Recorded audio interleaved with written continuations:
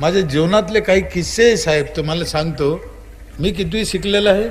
7वी. माझी बायको माझ्यापेक्षा 7 वर्गांनी मागे आहे. 20 वर्ष झाले आमची युती आहे.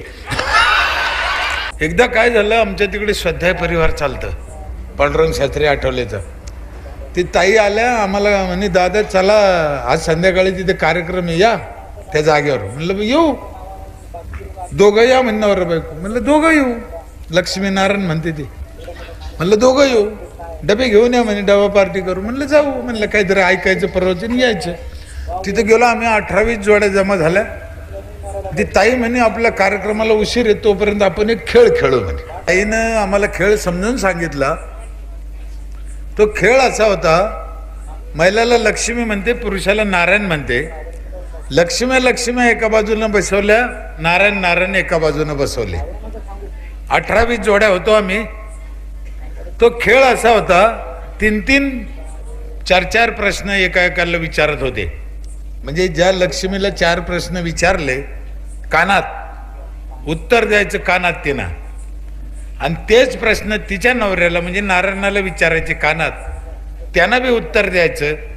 दोघांचं उत्तर सारखं आलं पाहिजे तर 10 पैकी 10 असे मार्क पडत होते. त्याच्यातला पहिला प्रश्न असा होता, तुमच्या पहिल्या मुलीची जन्मतारीख काय? मला मुली असल्यामुळे ते विचारलं. मला माहित होतं 1183 माझ्या पहिल्या मुलीची जन्मतारीख आहे. सांगायचं तर पण खेळाचा नियम काय आहे? दोघांचं सारखं आलं पाहिजे ना. आता म्हणलं या बाईनं काय घोळ केला काय नाही, तारीख हुकली का साल हुकलं का महिना हुकला का काय म्हणले. आणि सर खानापूरकर सर, शपथ खाऊन सांगतो सत्य घटना आहे, मी विचार केला आणि मी उत्तर देऊन टाकलं. म्हणलं मला काय माहित नाही भाऊ. 10 पैकी 10 पडले त्याला.